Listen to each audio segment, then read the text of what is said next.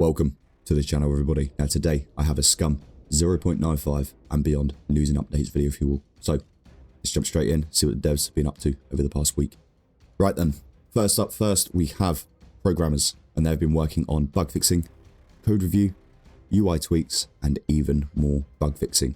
Now, I know that there isn't a list of bugs that they are actually fixing in these videos just yet, but obviously once a patch comes out, they will list the bugs and then we'll go through them as well. So at a later date, when the patch comes along, we will see these list of bugs that they've been working on. All right. But other than that, we have level design, and they've been working on replacing old houses with new optimized ones, tweaking materials, optimizing interior assets, and more bug fixing. Now, if we take a look at the art team, they have been working on UI improvements, working on locomotion, cleaning up animations, working on new textures, script development for new trailers, and bug fixing. Now, I don't know if they've made a mistake like they did a couple of months ago with this new trailers, or if it's supposed to say new trailer. Either way, I'm sure we'll find out next week when they do another one. They may correct this. Who knows? There could be multiple trailers coming out with 1.0.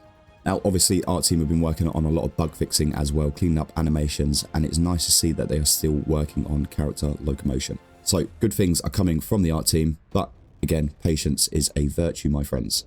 But what we'll do now is quickly move on to the sound team, and they've been working on recording sessions as well as more bug fixing.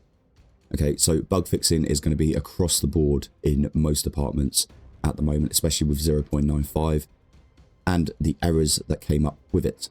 Now, they have been working on this. Obviously, last week we did have a patch, and they are saying that we are supposed to be getting another patch very soon as well. And hopefully that will sort out 0.95, especially those horde systems. All right. Now, let's move on to QA/CM. Now, this doesn't change much from week to week, but in case you're new here, we will go through it quickly.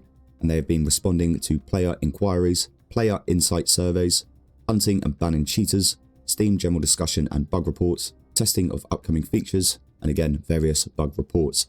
So, like I say, every week there is a link down in the description that will take you straight to their dedicated website where you can report bugs with video footage, images, text, the whole shebang, all right? And it just generally makes it a bit easier for them to gather that information. Now, of course, you can still go over to Steam General Discussions and Bug Reporting and report your bugs over there. They are still actively working there, all right?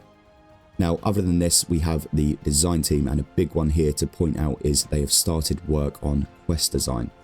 Other than that, they have been working obviously on bug fixing, but the main one here is the quest design. It's nice to see that they have started working on this, because this will bring single player and PvE out of its shell, all right? A lot of people have been waiting for NPCs, quest lines, missions, storylines to come into the game, and they have always said that it will be between 1.0 and just after this. So again, it is nice to see that they are starting to finally work on this.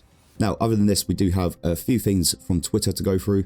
So we're going to jump there quickly now and have a quick look. So we're going to start off with a quick post from Tomislav himself saying, sorry about the server crash with yesterday's update. That was the last minute feature related to hordes we tried to squeeze in, but it turned out to be problematic. That feature was all about stopping puppets from spawning in the HTZ areas that you have already visited. Yes, not puppies, but puppets. I think this is just a general spelling mistake. It would be nice if we get dogs in Scum, but I don't think we're going to. So, yeah. It was just a quick explanation about that, and it does continue on, so we are going to continue this as well. And he continues to say, in other words, no more spawning behind your back. Expect it to be added the next week. And with that one, we will round up most of the work related with the spawning system and move to the armed NPCs, which will also be controlled with the Horde's spawning system. Okay, so this encounter manager that came in basically took over the controls and the settings for a lot of the spawnings and a lot of the settings to do with puppets and things like this, and they are going to be using this for the NPCs as well. So the reason they changed systems, I believe, was to fit all of the AI and NPCs and the settings for them into one system, rather than having loads of separate systems inside the game for that. And he goes on to say, speaking of AI, I know that some hate us showing concepts that are still far away, but I'll do it nonetheless. These are some early concepts of what Tech 1 managers could look like. These would be typical sleazy corp a-holes working their way up the food chain. And here are the images of those managers. Now, I for one am quite happy seeing these images. okay? I'm quite happy with them teasing us with future features, future NPCs, and items that are going to come into the game. Now, I understand why some people don't generally like early access games. I personally don't mind early access games as long as they are done right and as long as they have a decent dev team behind them. And that's what Scum has, a decent dev team that are community focused and that listen to us. And I have to say, these managers do look good, but I am going to say number 5 for me. And the only reason I say number 5 is because they slightly differ from the other NPC outfits that we have seen. Alright, they're a little bit lighter, a little bit smarter, which I would feel would suit a corporate a-hole. But that is pretty much going to be all for this week's Scum news and updates video.